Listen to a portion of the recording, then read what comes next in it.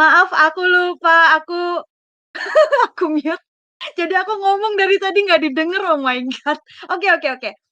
Oke, jadi teman-teman, tadi kan dari video yang tadi tuh menarik banget ya. Jadi ada suatu kejadian, lalu kita ambil hipotesa dan data-data yang ada, setelahnya kita uji apakah benar hipotesa atau hipotesis yang kita ambil tersebut kan dengan data-data yang ada. Dan yang paling menarik, manusia itu kadang lebih suka data yang sangat subjektif gitu. Seperti tadi yang kakek tadi. Kakek gue kok berat tapi sampai umur 95 tahun.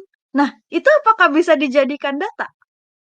Bisa, tapi tidak bisa dijadikan patokan gitu. Oke, memang ada faktanya seperti itu, tapi kemungkinan seperti tadi yang dibilang di jenius tadi ya, si kakek itu adalah golongan yang beruntung, yang berapa tadi, berapa persen lupa, 3% ya? 3% atau 10% lupa, yang beruntung gitu, yang beruntung umurnya panjang karena walaupun dia merokok perokok berat gitu. Tapi berdasarkan penelitian secara keseluruhan memang rokok itu bisa mengurangi umur selama 10 tahun. Itu dari berpuluh-puluh ribu data. Jadi nggak cuman data satu sih aja si kakek itu.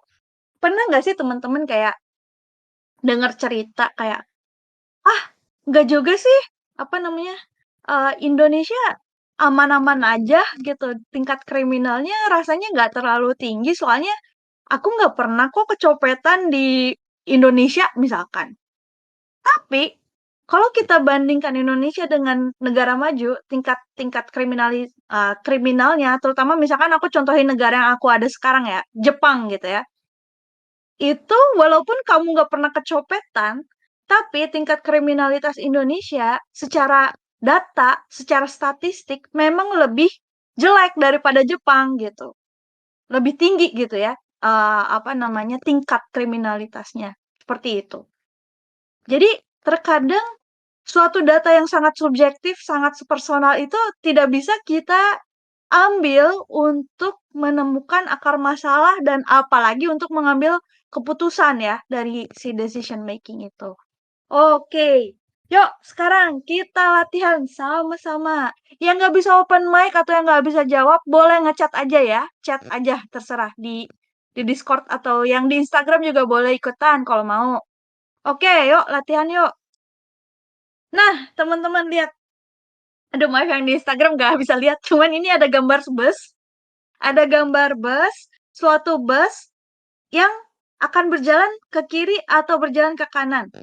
Nah, logikanya, bus ini ada di Indonesia. Bus ini ada di Indonesia. Dengan posisi yang seperti ini, kira-kira bus tersebut akan melaju ke arah kanan atau kiri, teman-teman? Ayo dong, jawab, jawab, jawab. Yang nggak bisa open mic, nge-chat, chat. Seru nih, seru nih. Ayo, teman-teman. Ayo. Oke, Ajrin, typing. Kanan. Oke, lagi. Kanan, kanan, kanan. Kanan. Terus, ayo, ada nggak yang beda? Atau, enggak Kak, berhenti. Atau, enggak Kak, jalannya miring loh. Oke, kanan. Kak Velia, apa tuh? Lagi typing. Kurang data nih, gambarnya simetris total. Waduh. Iya, datanya cuman ini ya. Busnya ini ada di Indonesia. Terus, apa namanya? Jalannya ke kanan atau ke kiri? Atau bisa dua arah, kata Kak Putri. Kanan, kata Mufid. Oke nih, teman-teman ada nggak satu volunteer yang menjawab kanan? Kenapa jawabannya ke kanan? Kenapa bisa menyimpulkan jawabannya ke kanan? Kenapa busnya jalan ke kanan? Karena nggak kelihatan pintunya. Oke. Ada lagi kah? Ada kernet. Itu kayaknya agak naik. Waduh, Mufid. Posisi orangnya ya. Oh, oke. Terus. Pintu bus ada di sisi kiri jalan. Oke. Mantap. Pinter-pinter ya. Di sini udah bisa menghipotesis. Iya bener, jalannya ke kanan, teman-teman. Karena satu logikanya dia ini bus di Indonesia. Jadi kalau bus di Indonesia pintunya ada di mana? Orang naik dari sebelah mana? Sebelah kiri kan? Bener, pintunya di kiri, nggak kelihatan kalau dilihat dari sisi sini gitu. Terus apa namanya? Kenapa jalan ke kanan? Soalnya yang logika tadi, kalau misalkan kita posisinya ada di kiri, itu kiri jalan berarti jalannya kemana? Ke kiri atau kanan kalau maju? Kan bus nggak mungkin mundur kan? Ya mungkin aja kalau lagi parkir, cuman logikanya ini busnya lagi jalan gitu kan, lagi maju gitu. Bus ini maju, terus dia ada di Indonesia dengan posisi pintu di sebelah kiri gitu, ke kanan gitu. Benar, nih pinter-pinter semua ya teman-teman. Lanjut lanjut, seru ya. Oke, pertanyaan selanjutnya, teman-teman. Ayo, kita sekarang gantian. Menganalisis suatu keadaan. Jadi, ini ceritanya ada seseorang atau suatu bisnis lah ya, nggak usah nyebut orang. Ah, biar gampang gimana ya? Jualan deh. Ada seorang yang jualan, ada seseorang yang berjualan, lalu dia pengen meningkatkan keuntungannya atau how to increase profit gitu. Dia tuh rugi gitu guys. Terus kayak gimana ya caranya biar untung? Gimana ya uh, biar dagangan gue menguntungkan? At least tuh dapat profit lah gitu. Ayo, ada nggak yang ngerti gimana cara mendetermine apa namanya? Kira-kira solusi-solusi apa yang bisa didapat dari sini gitu? Hanya dengan satu argumen ini. Bisa nggak? Ada nggak yang bisa menganalisis dan memecah gitu komponen-komponen yang bisa kita gali gitu untuk jadi solusi dari statement ini? Bagaimana cara meningkatkan profit? Ada gak? Ayo, ketik ya teman-teman. Boleh ngetik, boleh ngomong apa aja. Atau yang ngerti gitu, misalkan, oh profit itu tuh apa sih gitu. Biasanya sih kita berangkat dari, aduh, aku jadi spoiler jawabannya. Cuman teman-teman harus ngerti dulu. Sebelum teman-teman pengen melakukan sesuatu, teman-teman harus ngerti dulu apa. Jadi misalkan tadi, bagaimana caranya untung? Oke, untung itu apa? Definisi dulu. Berangkat dari definisi, baru dari situ bisa dipecah jadi solusi-solusi. Oke, naikkan income, kurangi beban dan biaya. Mantap, Kak Gie. Ada lagi kah? Ada lagi kah? Yang penting komponennya dulu ya, teman-teman yang masalah perintilan solusi-solusi. Wah, itu mah marketingnya harus dibagusin atau enggak. Wah, bungkusnya, apa namanya tuh? Bungkusnya harus dipercantik biar orang mau beli, misalkan. Atau, wah, eh, apa namanya, biaya operasionalnya diturunin dengan cara, misalkan, dengan cara mesinnya diganti jadi yang lebih murah gitu. Atau enggak, diganti dengan yang hemat, hemat energi gitu. Itu mah nanti dulu gitu. Pertama, ayo teman-teman define dulu komponennya. Baru dari situ kita kita ke solusinya. Oke, Mufid sama Ajrin lagi typing. Seru banget nih berlomba-lomba ya. Ayo teman-teman, meminimalisir biaya produksi sekecil-kecilnya, mendapatkan keuntungan sebesar-besarnya. Hehe. Oke, boleh Mufid. Ajrin, apa nih? Lagi typing. Ajrin is typing, ditunggu. Market usernya harus jelas. Oke, siap. Move it lagi, ayo move it. Apa lagi nih? Yang lain juga dong. Ayo, berpikir. Bagaimana caranya supaya untung? Tapi digalinya dari komponen gitu ya, dari komponen-komponen itu. Oke, gak jadi loh. Iya, udah makasih banget Kak Ji, Mufid dan Ajrin yang sudah menjawab. Yuk, kita lihat. Jadi teman-teman, pertama kita harus yang tadi aku bilang, aku spoiler. Kita harus menentukan profit itu tuh apa sih? Untung itu apa sih gitu kan? Ya untung itu adalah jumlah apa namanya? Pendapatan dikurangi pengeluaran lah intinya gitu. Jadi total sales, total penjualan dikurangin expense atau biaya produksi gitu. Biaya produksinya berapa gitu kan. Jadi ya caranya tadi yang benar yang dibilang Kak Ji. Naikin income atau naikin salesnya, kurangin, apa namanya, kurangin beban dan biaya. Ya, kurangin expense-nya. Itu aja sebenarnya kuncinya. Nanti baru kayak ajarin, market user harus jelas. Itu berarti untuk meningkatkan sales, kayak gitu. Terus tadi meminimalisir biaya produksi sekecil-kecilnya berarti untuk mengurangi expense gitu. Atau bikin mesinnya jadi lebih efisien gitu ya, meningkatkan efisiensi mesin, itu masuk mana? Masuk ke mengurangi expense. Gitu. Jadi teman-teman dari satu buah lagi. Satu permasalahan, di-define dulu komponen-komponennya apa. Dibikin matematiknya ya, dibikin formula matematikanya. Jadi kita tuh bisa lihat yang mana yang harus diturunin, yang mana harus dinaikin. Dari situ kita define lah solusi-solusi seperti tadi yang Ajarin bilang tentang user target target usernya siapa, marketnya harus jelas misalkan, atau enggak marketingnya harus dinaikin atau gimana. Itu nanti urusannya nanti. Yang pertama, define dulu komponen-komponennya ada apa aja. Misal, pengen meningkatkan produksi perusahaan misalkan. Oke, komponen produksi di perusahaan itu apa? Misalkan HR, jadi human resource. Terus teknologi gitu ya. Teknologi ini aku anggapnya ini perusahaan manufaktur ya, suatu memproduksi suatu barang. Apa aja komponennya? Ada orangnya yang bikin kan, yang produksi barangnya. Misalkan aku produksi sepatu deh ya. Apa aja komponennya? Orang, bahan, bahan sepatunya ya. Mulai dari apa sih, tekstil, karet, segala macam. Pokoknya bahan produksi. Terus, apalagi? Mesin. Yang lain-lain ada, tapi intinya dulu. Jadi dari tiga ini, kita turunin lagi. Baru dari situ kita bisa define solusi.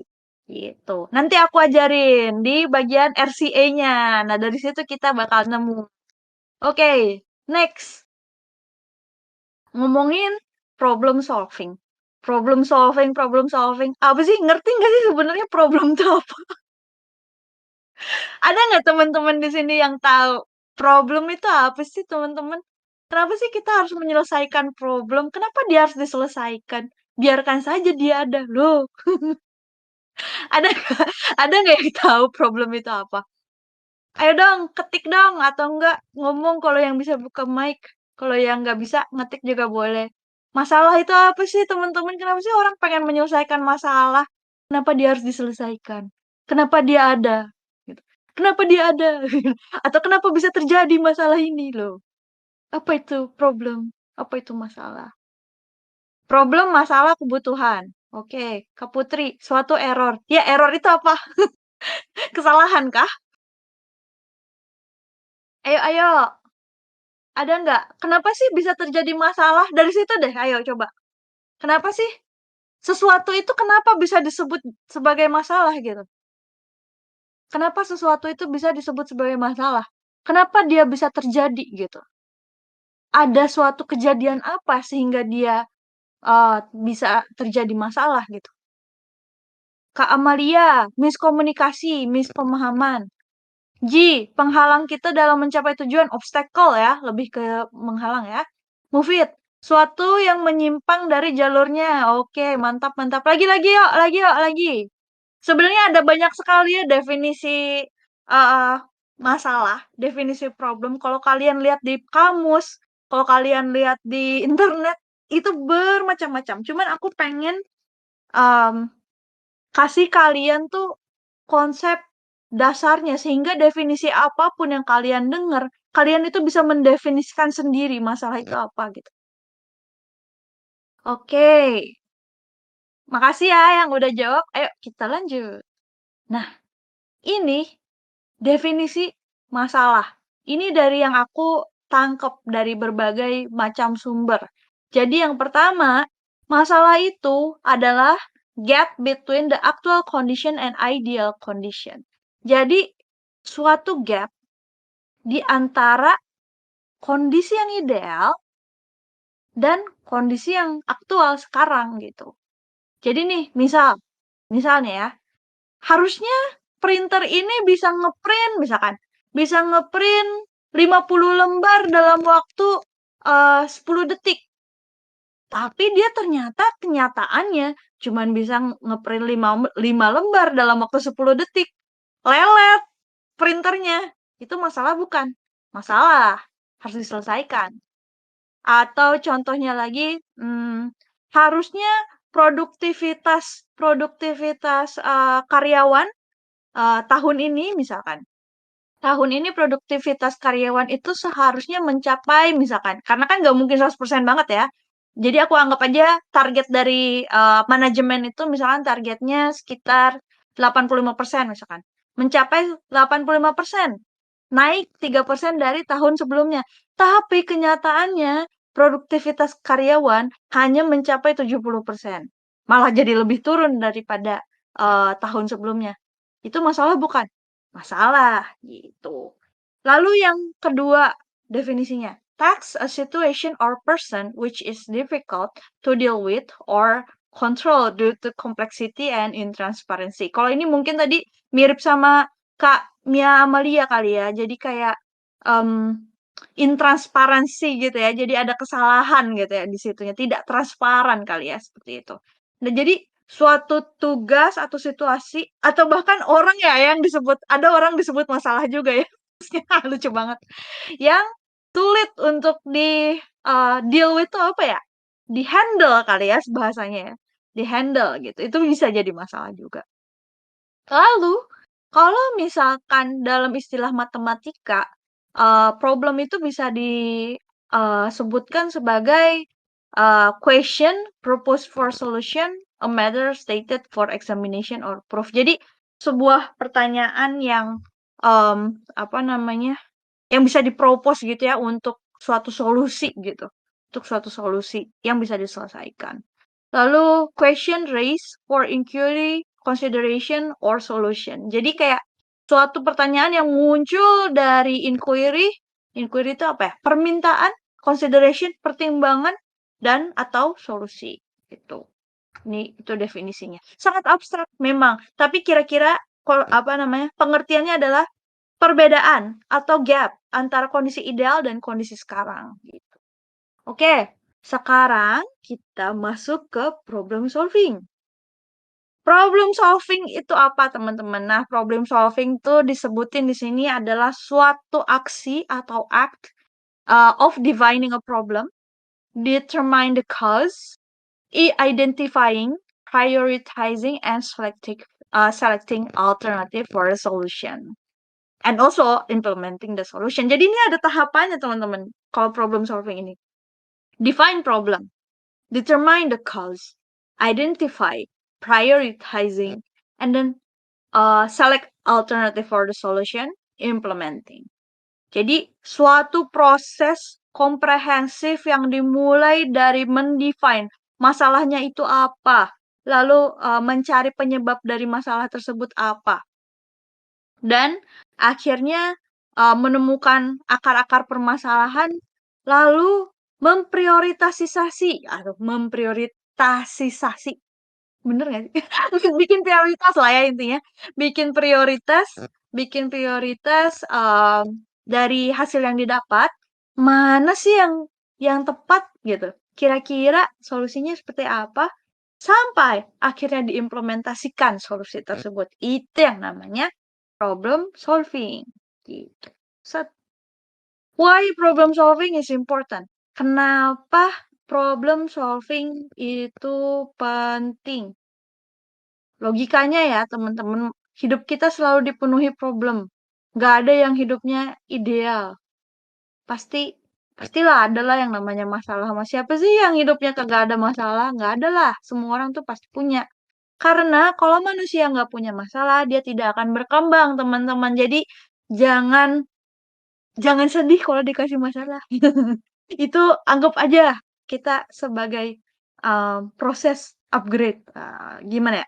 Bukan proses. Sarana kita untuk upgrade diri gitu. Loh, kok jadi spiritual? Tapi intinya seperti itu. Jadi disebutin di sini good problem solving skill empower you not only in your professional life but are critical in your professional life. Ya iyalah nggak cuma personal tapi pasti profesional juga ngaruh banget. Apalagi kan kita ini sekarang hidup di dunia yang sangat cepat ya karena perkembangan teknologi ini dunia itu luar biasa cepatnya. Jadi akan sangat banyak em, permasalahan yang muncul gitu, yang awalnya tidak ada menjadi ada gitu kan, karena perkembangan teknologi yang sangat cepat tadi gitu. Dan untuk orang-orang yang bekerja di profesional, problem solving ini sangat dibutuhkan ya teman-teman untuk bikin practical and creative solution gitu di tempat kerja kalian gitu. Jadi apa ya? Aku tuh pernah baca bisnis yang tidak bisa keep up dengan dunia ini, which is dia tidak bisa menyelesaikan masalah, akan bangkrut. Ya iyalah gitu. Kalau dia tidak bisa menyelesaikan big problem, orang tidak akan butuh dia gitu, which is mereka kagak bisa dapat profit kan. Ya udah, selesai, tutup buku loh. Oke, next. Step dari problem solving. Pertama, define problem. Tentukan dulu masalah yang mau diselesain tuh apa sih? Jangan kayak kita nggak tahu masalahnya apa tapi sotoy pengen menyelesaikan. Lah itu bingung loh. Apa yang mau diselesaikan kalau tidak tahu gitu. Lalu selanjutnya adalah brainstorm solution. Jadi dari problem identifikasi tadi, dari defining tadi, kita tuh bisa cari-cari kira-kira solusinya apa aja ya. Dan dalam tahap brainstorming, solusi yang nggak masuk akal sekalipun kita harus keluarin, teman-teman. Nggak boleh ditahan-tahan. Makanya ketika sesi brainstorming, biasanya kalau di IT gitu atau ketika kita pengen mengembangkan suatu produk ya, suatu produk baru, wah aduh jadi ke product management. Tapi kira-kiranya kita itu ini kan keluarin ide seabsurd apapun, ditulis di post-it yang banyak kan. Misalkan kayak ingin menguasai dunia loh atau apa sih, nggak serandom itu juga sih. Pokoknya kayak semua ide-ide yang kepikiran di kepala kalian, walaupun gak masuk akal, aneh, atau absurd segala macam, itu harus ditulisin di sesi brainstorming ini. Lalu, dari sekian banyaknya pilihan, dari sekian banyaknya ide, kita pilih solusi yang paling tepat. Seperti apa? Lalu implementasikan solusinya. Seperti apa? Baru dicek, bener nggak sih, ngaruh nggak sih? Kayak ini solusinya ngaruh nggak sih, ini udah gue laksanain apa nggak ngaruh gitu, mendingan gak usah dikerjain karena useless gitu kan. Nah itu kita reflect lagi, jadi kita cek resultnya kayak gimana.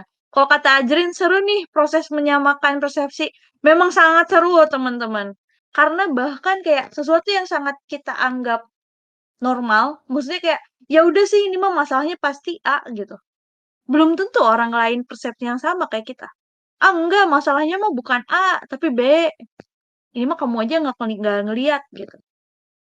Nah, ini itu sangat menarik sekali. Jadi bagaimana kita bisa ada di on the same page gitu dengan semua tim kita ya. Kalau misalkan ini sesi brainstormingnya rame-rame sama temen, sama tim gitu ya, atau sama bos gitu ya. Bagaimana kita bisa bikin semua orang ini ada di pengertian yang sama, ada di persepsi yang sama, kayak gitu. Oke, lanjut ya teman-teman. Ada namanya ideal. Jadi IDEAL gitu ya untuk problem solving. Pertama, identify. Identifikasi masalahnya apa? Tadi ya yang define the problem. Lalu describe the outcome. Jadi kira-kira nih efeknya apa gitu, impactnya apa dari masalah tersebut, outcome-nya tuh apa sih kayak gitu. Lalu explore possible strategies. Ini yang tadi brainstorm solution ya, solutionnya. Strateginya apa sih yang mau dikerjain untuk menyelesaikan masalah ini. Lalu anticipate outcome and act. Jadi kayak oke, kita udah punya strategi, terus udahnya ya kita implementasikan si strategi tersebut dengan aksi gitu ya, dengan beraksi gitu. Lalu look and learn. Tadi ya, reflect. Reflect seperti apa. Ini ada quotes paling menurutku sangat menarik ya. Kalau kata Albert Einstein, we cannot solve our problem with the same level of thinking that created them. Jadi, kita nggak akan bisa menyelesaikan masalah ketika kita berada di level yang sama, di level pemikiran yang sama ketika kita membuat atau mengalami masalah tersebut, teman-teman. Jadi, ketika teman-teman ingin menyelesaikan suatu masalah, teman-teman harus upgrade dulu pikirannya gitu. Pemikirannya harus di-upgrade dari kondisi yang ketika teman-teman dapat masalah, jangan melakukan hal yang sama itu lagi gitu. Misalkan, apa namanya, pengen buka pintu, didorong nggak bisa. Terus teman-teman dorong lagi, ya nggak akan bisa gitu. Karena itu kan udah dicoba tadi kan. Maksudnya kayak pola pikirnya, maksudnya cara berpikirnya masih sama kan dengan sebelumnya. Coba dong cara lain, ditarik gitu pintunya. Kalau masih nggak bisa juga, coba digeser gitu. Jadi teman-teman ketika menyelesaikan masalah, coba dipikir bagaimana pola pikir teman-teman pada saat masalah tersebut terjadi gitu. Jadi kayak apa aja yang udah dicoba gitu, apa yang belum dicoba itu harus ditelaah gitu. Jangan mencoba hal yang sama gitu. Ini kebiasaan aku sih sering ya, bodoh. Kadang-kadang kita itu refleks gitu. Misalkan ini apa namanya? Komputer asik. Ngeheng, komputer ngeheng. Tadi udah pencet Ctrl Alt Delete, tapi nggak bisa. Ah, bentar ah, tunggu lagi ah. Paling 5 menit juga lagi bisa lagi. Dipencet lagi. Ya nggak bisa lagi. Lah kan udah dicoba tadi. Sering sekali nih kayak gini gitu. Atau enggak kayak tadi pintu. Didorong nggak bisa. Terus nyobanya dorong lagi ya kagak akan bisa. Nggak akan bisa. Jadi harus apa ya? Jangan ngeyel bener kata Mufid. Kalau nggak bisa, ya udah nggak bisa. Coba yang lain gitu. Jangan mencoba metode yang sama berulang-ulang. Itu bodoh namanya. Aduh, kecuali persisten gitu ya. Jadi ini dong apa namanya? Apa ya? Misalkan ngejar-ngejar cewek gitu ya, ngejar cewek. Ditembak nggak mau, terus tembak lagi, tembak lagi sampai dia mau. Waduh, itu berbahaya ya, sangat persisten. Tapi beda ya teman-teman. Kalau problem solving jangan menggunakan metode yang sama ya. Ketika kita membuat masalah tersebut ya, kita harus berpikir kreatif, cari solusi-solusi yang lain. Jangan muter-muter di situ aja. Next, root cause analysis. Nah, ini baru kita sampai di yang topik utamanya. Sorry. Apa sih root cause analysis itu? Jadi root cause analysis itu adalah suatu proses untuk menemukan akar permasalahan dari suatu masalah gitu. Tujuannya adalah untuk mengidentifikasi solusi yang tepat. Jadi kan tadi teman-teman pas waktu brainstorming kan pasti banyak banget solusi yang muncul. Banyak sekali yang mulai dari yang masuk akal sampai nggak masuk akal. Nah, gimana cara cari taunya yang bener tuh yang mana gitu. Nah, pakai yang namanya RCA gitu. RCA ini ada banyak macam-macam apa namanya jenisnya, tapi di sini aku ingin menjelaskan 3 jenis, yaitu 5 why, fishbone, sama tree diagram. Jadi, kalau kita udah bisa pakai metode RCA, kita itu bisa determine what happened, determine why it happened, and then fix the problem so it won't happen again. Jadi nih teman-teman, sebentar ya, sebelum aku terjun ke RCA, aku pengen share ke teman-teman bagaimana membedakan gejala dan sumber masalah gitu.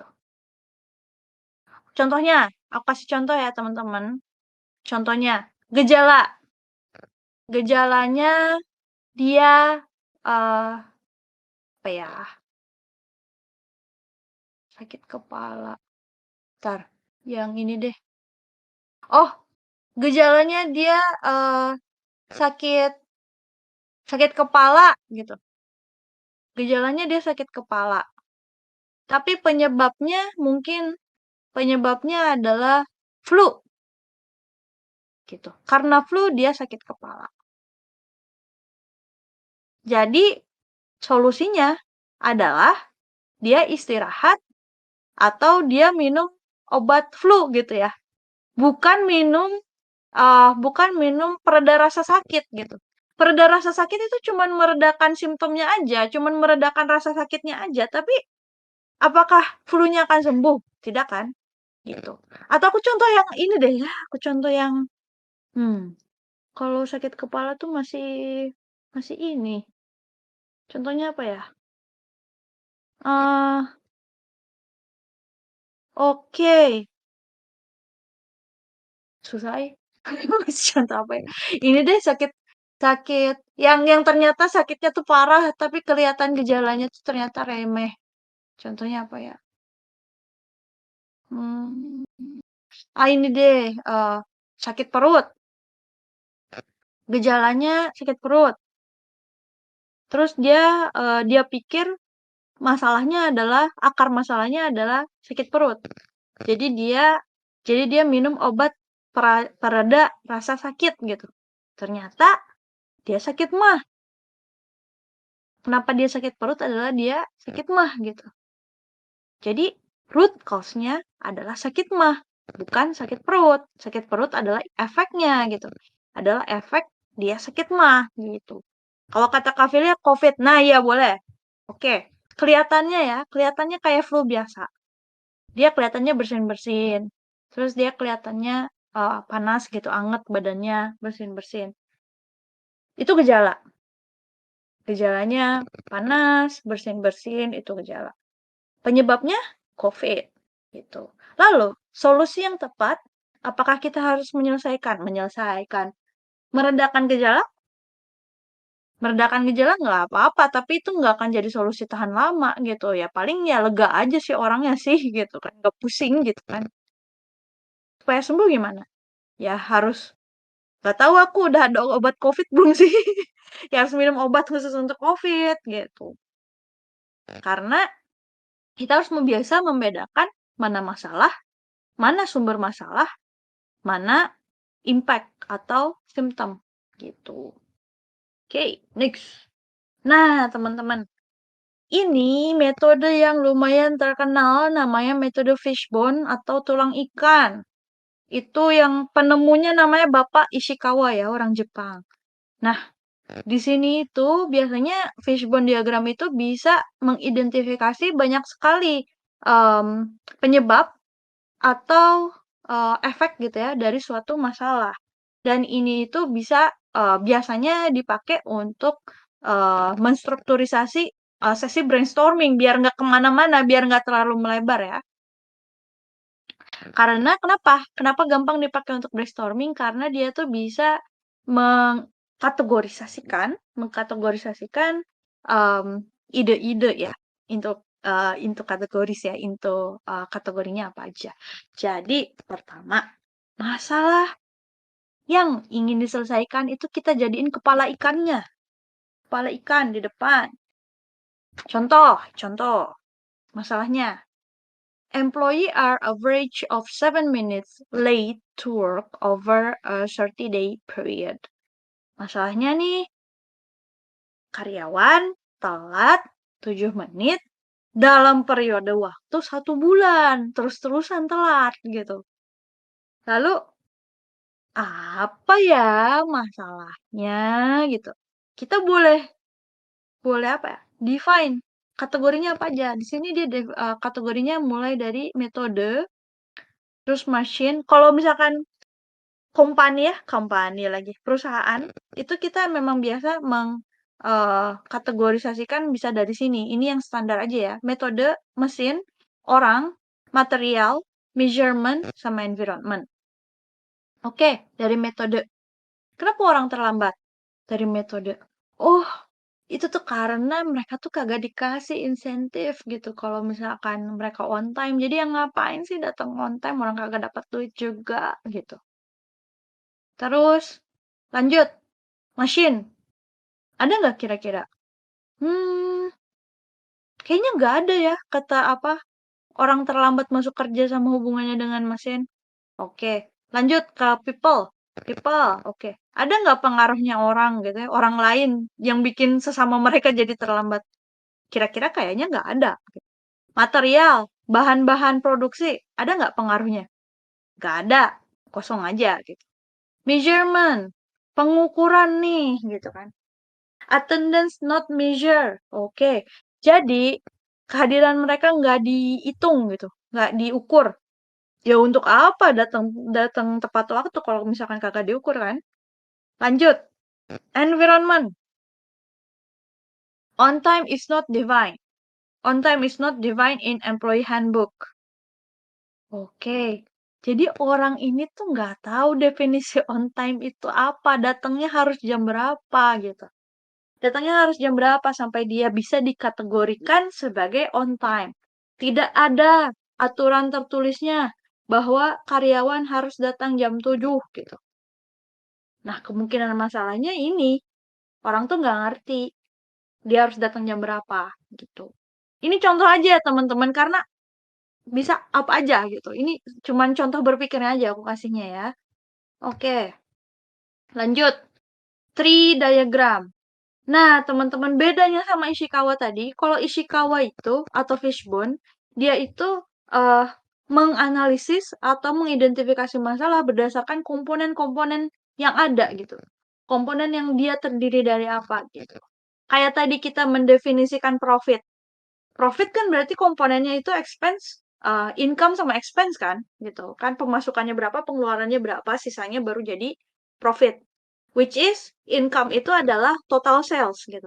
Total sales adalah jumlah unit produksi dikali dengan harga per unit gitu. Dengan harga per unit gitu ya, unit price-nya gitu. Nah, itu baru bisa digali pakai uh, fishbone. Ya tinggal bikin aja tulang ikannya.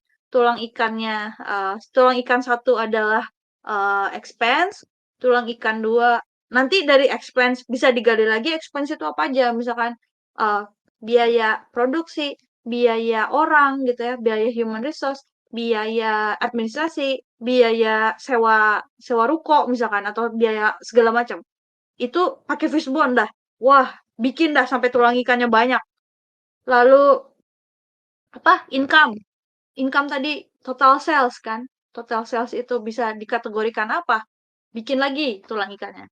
Nah sekarang kalau teman-teman lihat di sini sama tree diagram bedanya apa? Bedanya kalau tree diagram ini kayak pohon, jadi dia itu yang kelihatan apa teman-teman di mata orang, konsekuensinya atau simptomnya ya, gejalanya yang kelihatan itu jadi kayak di atasnya. Lalu ada problemnya apa? Main problemnya, permasalahan yang paling penting yang jadi sumber masalah, bukan sumber masalah. Masalah yang ingin diselesaikan apa? Main problemnya. Lalu, paling bawah yang nggak kelihatan yang harus dicari adalah akarnya. Akar itu adalah cause. Cause-nya itu apa? Gitu. Oke, teman-teman. Ini kita lihat ya. Masalahnya. Poor communication between management and staff. Ini masalah. Lalu, masalah ini menyebabkan apa? Yang kelihatan di mata kita. Apa yang kelihatan di mata kita? Itu adalah, di sini dibilangin, demot. Staffnya jadi demot, malas gitu ya. Unclear roles and expectation. Jadi nggak tahu dia tuh harus kerjanya apa, role-nya apa. Terus, vital information sometimes missed gitu. Terus juga lack of consistency in internal and external communication, miskom mulu gitu. Terus meeting action point not follow up. Meeting-meeting doang kagak ada follow up-nya. Wah, masalahnya adalah poor communication. Terus masuk lagi ke bawah. Cause-nya apa? Penyebabnya kira-kira apa? Office move, split up staff. Oh, dia baru pindah kantor. Jadi staffnya kepisah gitu. Yang biasa kerja bareng, ada yang di kantor A, ada yang di kantor B. Jadi nggak nyambung gitu. Terus lack of internal communication strategy. Nggak ada strategi komunikasi internalnya tuh nggak ada gitu. Kurang lah ya, like. Time pressure, jadi tekanan gitu ya, waktunya gitu ya. Lots of staff changes, jadi perputaran staffnya itu terlalu banyak, banyak yang resign gitu ya teman-teman. Wah ribet ya kalau banyak yang resign. Terus haphazard supervision meetings gitu, jadi kayak gak nyaman gitu ya si employee-nya ini. Nah ini tree diagram, ini nanti kita lanjut. Ini yang paling seru, paling gampang. Gak usah mikir susah-susah. Tanya why 5 kali, teman-teman. Jadi gini, metode 5 why. Metode 5 why ini adalah kita bertanya, kenapa sampai 5 kali. Kayak bocil. Kayak bocah, kayak anak kecil. Kayak anak kecil memang kita harus bertanya terus ya, bertanya-tanya terus. Misalkan simptom, kita kan nggak tahu root cause-nya apa ya, tapi kita bisa bertanya dulu. Gejalanya apa? Oh, customers are mad. Oke, customernya marah gitu. Kenapa customernya marah? Nggak tahu. Tanya dong. Why? Kenapa customer marah? Service is slow. Lelet sih nganterin makanannya. Jadi dia marah. Oh gitu. Kenapa bisa bisa lelet nganterinnya? Kenapa bisa lambat nganterinnya? Ya karena order apa namanya? Pesanan makanannya juga lama gitu, juga lambat. Lah, kenapa pesanan makanannya bisa lambat? Karena chefnya nggak masak, maksudnya lama masaknya. Lah, kenapa chefnya nggak masak gitu? Itu karena chefnya sibuk cuci piring gitu. Lah, kok bisa chefnya cuci piring mulu? Ya karena ternyata pas dilihat-lihat piringnya kurang. Jadi nggak bisa ambil piring bersih, harus dicuci dulu baru bisa apa namanya ngelayanin pelanggan. Jadi root cause-nya itu adalah jumlah piring yang kurang. Tambah lagi piringnya gitu. Atau enggak chefnya jangan nyuci. Orang lain yang nyuci dong, jangan chefnya gitu. Jadi kalau menurutku ya, solusinya itu bisa either dia nambahin piring, atau dia ngasih orang buat cuci piring, atau bisa keduanya. Jadi piring ditambah dikasih orang juga buat cuci piring. Jadi chefnya nggak usah cuci piring, kasihan kan gitu. Gitu, Five Whys. Ini aku paling suka sih Five Whys, gampang soalnya. Lanjut, lanjut. A problem well stated is a problem half solved. Jadi teman-teman, ini quotes menarik juga. Kadang-kadang yang jadi masalah adalah kita nggak tahu masalahnya apa. Kita nggak tahu masalahnya apa. Jadi kayak symptomsnya ada, tapi kita nggak tahu main problemnya apa sehingga kita tidak bisa menyelesaikan masalah tersebut karena mendefine masalahnya aja nggak bisa gitu kan. Ini permasalahan luar biasa ini, sering sering kali terjadi nih di kantor-kantor ya, di dunia profesional. Jadi ketika kita udah bisa mendefine, menstated problem itu apa? Maksudnya kayak masalah yang ingin kita selesaikan itu apa gitu. Tadi misalkan ingin menyelesaikan permasalahan employee atau karyawan yang terlambat datang selama 1 bulan. Gitu. Jadi kita menstate si problemnya itu. Dan ketika kita berhasil bikin statement yang jelas terhadap suatu problem, maka itu udah half solve, udah setengah keselesaikan, tinggal cari yang setengahnya lagi gitu. Oke, lanjut. Udah ya, kita mikir problem solving terus kita ngapain sih cari-cari masalah, cari-cari akar masalah kalau bukan untuk make decision. Kalau bukan untuk beraksi gitu, menyelesaikan masalah tersebut. Set. Nah, di sini ada yang namanya proses. Decision making process. Pertama, kita harus ngerti dulu situasinya apa. Terus tadi lanjutan yang tadi ya, yang define the problem tadi. Define the problem, define objektifnya kita mau ngapain gitu ya. Untuk menyelesaikan problem ini, target apa yang ingin kita capai gitu. Diagnosa ya problemnya apa. Lalu develop alternatif, evaluate, sama choose the best alternative, pilih yang paling tepat. Lalu implementasikan, yang ngapain? Kalau nggak diimplementasikan, ngapain kita mikir susah-susah? Ngapain kita cari-cari root cause kalau misalkan kita tidak bisa mengimplementasikan. Jadi paling akhirnya pasti implementasikan gitu. Set. Nah, kan nanti ada banyak tuh yang namanya opsi-opsi atau solusi-solusi yang mungkin keluar. Terus gimana caranya menentukan opsi mana yang paling bagus ya untuk kita? Ada yang namanya decision making matrix. Decision making matrix ini itu dia kayak bikin ranking teman-teman. Bikin ranking setiap opsi-opsi yang ada. Ini contohnya teman-teman. Ada opsi A adalah internet kabel. Opsi B, internet tanpa kabel, wireless ya. Opsi C, mobile internet. Jadi internetnya pakai HP ya, pakai HP. Lalu kita kasih dulu kriterianya, penilaiannya apa ini? Biar kita bisa ngeranking-ranking kan. Kalau ngeranking-ranking kagak ada kriterianya susah dong. Ya udah, di sini kita kasih kriteria mobility, gampang dibawa kemana-mana. Speed, kecepatan, security, aman atau enggak, convenience, convenience itu apa sih? Nyaman atau, gampang nggak dibawa ke mana-mana gitu kali ya? Convenience itu apa sih? Ya gitulah pokoknya. Terus reliability, bisa dipercaya nggak sih? Bisa di-rely nggak sih gitu? Cost, mahal atau enggak gitu, di situ. Nanti kita totalin teman-teman rankingnya. Oke, pertama, option A, internet kabel. Internet kabel mah mobility nggak bisa dibawa kemana mana kan. Ya udah kasih poinnya yang kecil aja, jangan dibesarin gitu. Satu di sini. Speed, internet kabel mah cepat. Udah dia paling cepat dari si ketiga option ini, kasih 3. Oke.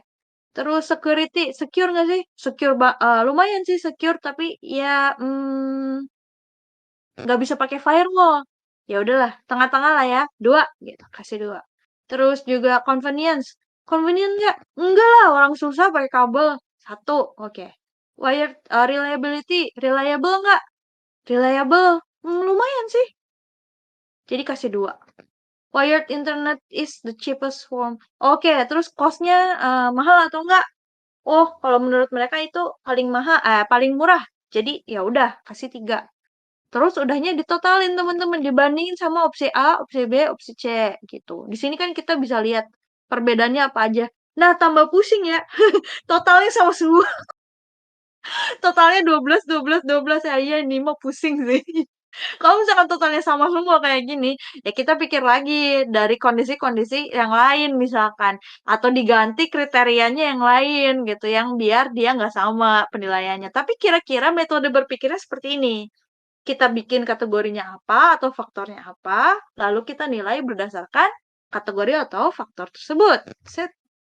We are free to choose our path, but we can't choose the consequences that come with them. Kita mah bebas mau pilih jalan kita mau kemana. Tapi ingat, kita nggak bisa memilih konsekuensi yang datang dari pilihan kita. Gitu. Wow, dalam, dalam, dalam. Kita mah bebas. Mau jadi apa aja, coy.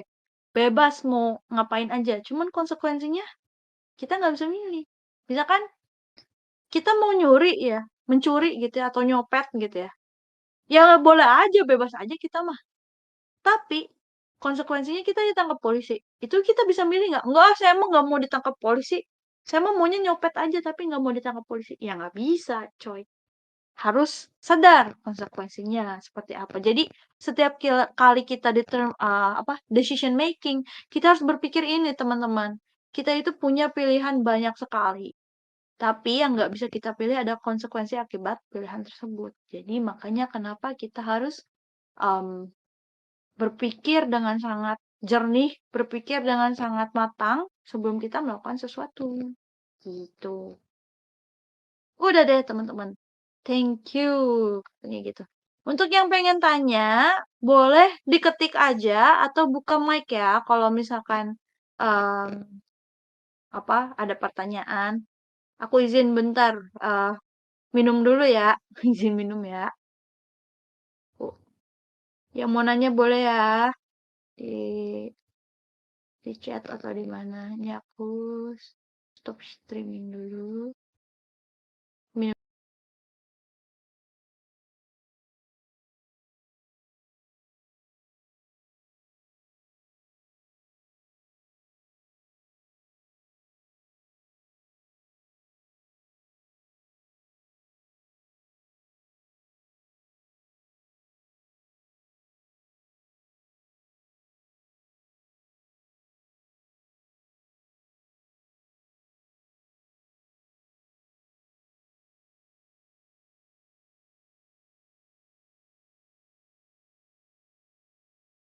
Teman-teman boleh loh yang mau nanya atau mau apa?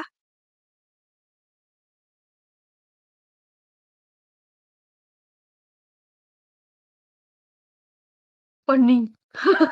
Ngetik juga nggak apa-apa dah kalau nggak bisa mic.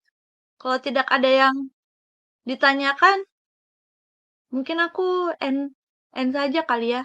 Atau boleh nih, kalau misalkan nanyanya baru kepikiran nanti, habis aku share bahan dan recordingnya juga nggak apa-apa, DM aja ya, gampang lah pokoknya mah gitu. Oke deh, kalau kayak gitu aku Kalau misalkan tidak ada pertanyaan, aku sudahi saja event hari ini karena aku mau makan dulu, mau minum dulu, aku belum makan, lapar. Jadi, terima kasih ya semuanya, sampai jumpa di event selanjutnya. Bye-bye, thank you thank you.